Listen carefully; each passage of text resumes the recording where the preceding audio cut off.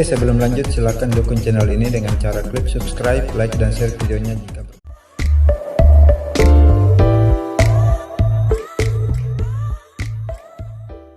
KPK menemukan ada penyimpangan terhadap anggaran, maka KPK akan melakukan tindakan tegas, melakukan penyelidikan, penyidikan, penuntutan, dan mengajukan pengadilan.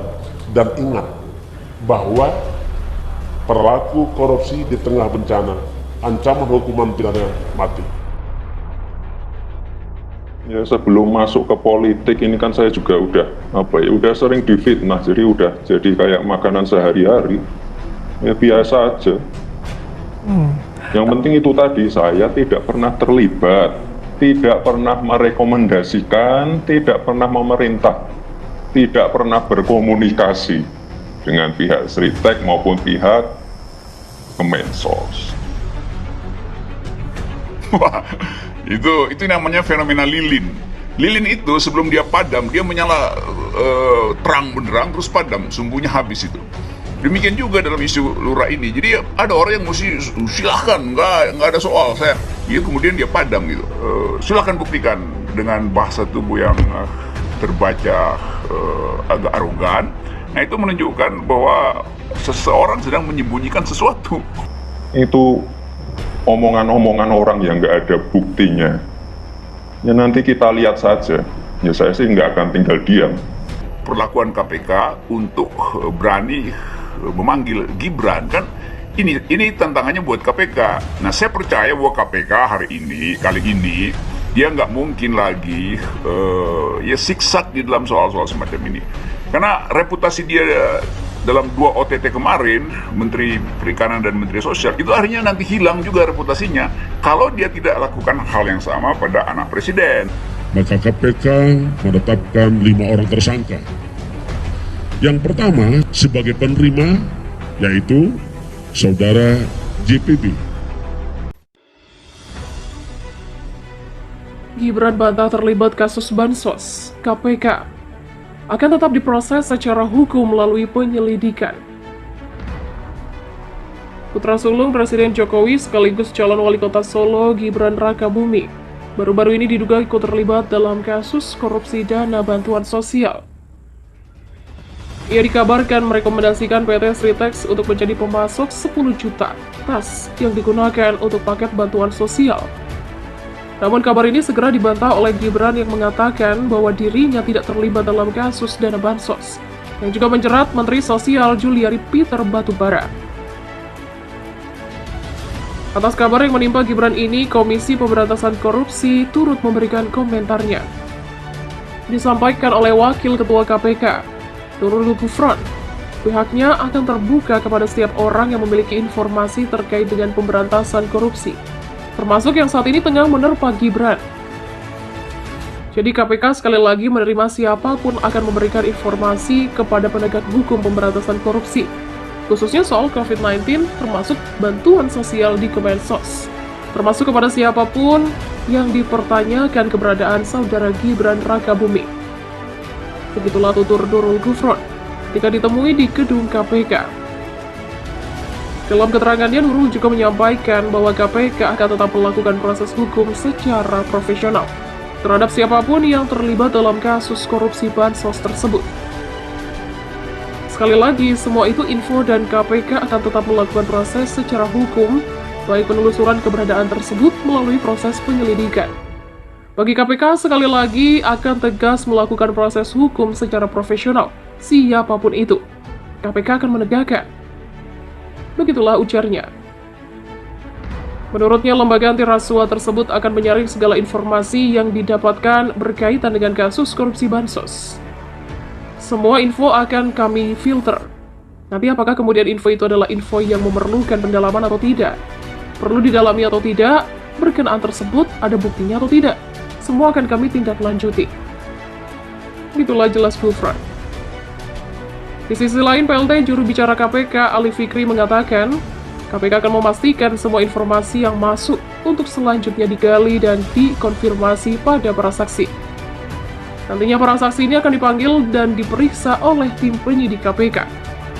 KPK ingatkan menteri dan wakil menteri baru sampaikan LHKPN.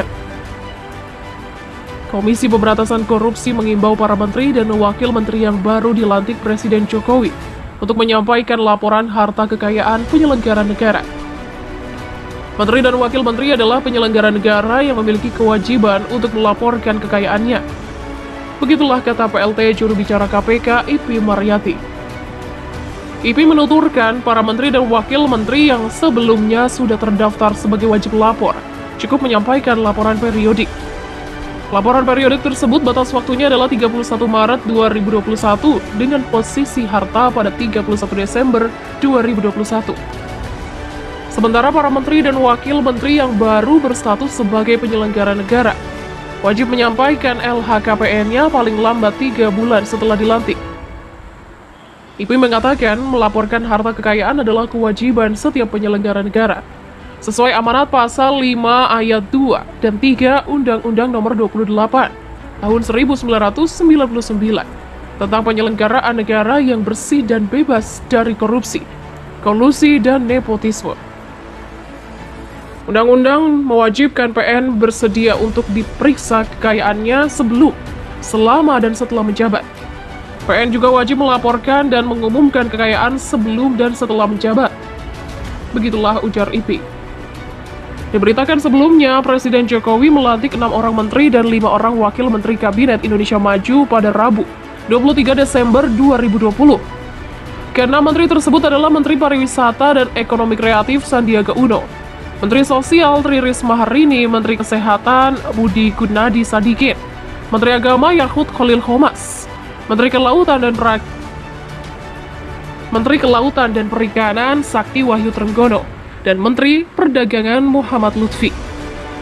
Sedangkan 5 wakil menteri yang dilantik adalah Wakil Menteri Pertahanan Muhammad Herindra, Wakil Menteri Hukum dan HAM Edward Omar Syarif, Wakil Menteri Kesehatan Dante Saxono Harbuwono, Wakil Menteri Pertanian Harfiq Husnul Holbi, dan Wakil Menteri BUMN Pahala Nugraha Mansyuri. Entah ada apa, satu petinggi Partai Demokrat, Beni Kaharman, menyerang petinggi PDIP sekelas Puan Maharani hingga anak tertua Presiden Joko Widodo, Gibran Rakabuming, sampai menantang KPK untuk melakukan penangkapan pada kedua kader PDIP tersebut. Wakil Ketua Umum Partai Demokrat, Beni, menjadikan Ketua DPR RI sekaligus petinggi PDIP Puan Maharani bahan cuitan. Tidak hanya itu, Beni pesimistis dengan nyali lembaga anti rasuah itu menangkap ikan kakap besar. Komisi Pemberantasan Korupsi memastikan akan menelusuri setiap aliran dana kasus suap pengadaan bantuan sosial yang menjerat mantan Menteri Sosial yang juga politisi PDI Perjuangan Juliari Batubara. Begitupun soal dugaan adanya keterlibatan Ketua DPP PDI Perjuangan Puan Maharani dalam kasus tersebut. Meski begitu, Wakil Ketua Umum Partai Demokrat, Beni Kaharman, pesimistis dengan nyali lembaga anti rasuah itu menangkap ikan kakap besar. Dikutip dari Gala Media berjudul "Politisi Demokrat Sanksikan Nyali KPK Seret Puan Maharani". Soal Gibran, begini kata Juliari Batubara. Kalimat satir itu ia kemukakan di akun Twitter pribadinya @BeniHarmanID pada Rabu 23 Desember. KPK dalami keterlibatan Puan Maharani di kasus korupsi bansos. KPK berani tangkap ikan kakap besar di laut dangkal saja nggak bernyali, apalagi di laut dalam. Begitulah cuitannya. Ia kemudian menyarankan KPK bekerja senyap dan tidak mengumbar harapan semu ke publik, dan nantinya hanya sebatas janji palsu belaka. Baiknya KPK bekerja dalam diam, jangan obral harapan, dan jangan doyan main ciluba, liberte. Begitulah ujarnya. Soal keterlibatan Gibran, Juliari Batubara sendiri menegaskan tak ada kaitan dengan putra sulung Presiden Joko Widodo. Hal itu ia sampaikan usai menjalani pemeriksaan perdana oleh penyidik anti rasuah di Gedung Merah Putih KPK Kuningan, Jakarta Selatan. Dalam kasus ini, Juliari diduga mendapatkan jatah atau fee sebesar Rp110.000 per paket bansos. Dari program bansos COVID-19, Juliari dan beberapa pegawai Kementerian Sosial mendapatkan Rp17 miliar. sebanyak 8,1 miliar rupiah diduga telah mengalir ke kantong politisi PDI Perjuangan tersebut. Juliari juga dijanjikan akan mendapatkan jatah selanjutnya sebesar 8,8 miliar rupiah pada pengadaan bansos periode kedua. PDIP sendiri telah membantah tudingan mengenai aliran uang. Ketua Badan Pemenangan Pemilu DPP PDIP Bambang Pacul Wuryanto menentang pihak-pihak yang menuding partainya telah menerima uang hasil tindak pidana korupsi. Sementara itu, PLT juru bicara KPK Ali Fikri menegaskan, soal informasi dari media dan masyarakat tentu akan dikonfirmasi kepada para saksi-saksi yang akan diperiksa tim penyidik KPK. Juliari diduga pernah menyerahkan uang miliaran rupiah kepada salah satu orang dekat Puan Maharani di Jawa Tengah pada November lalu.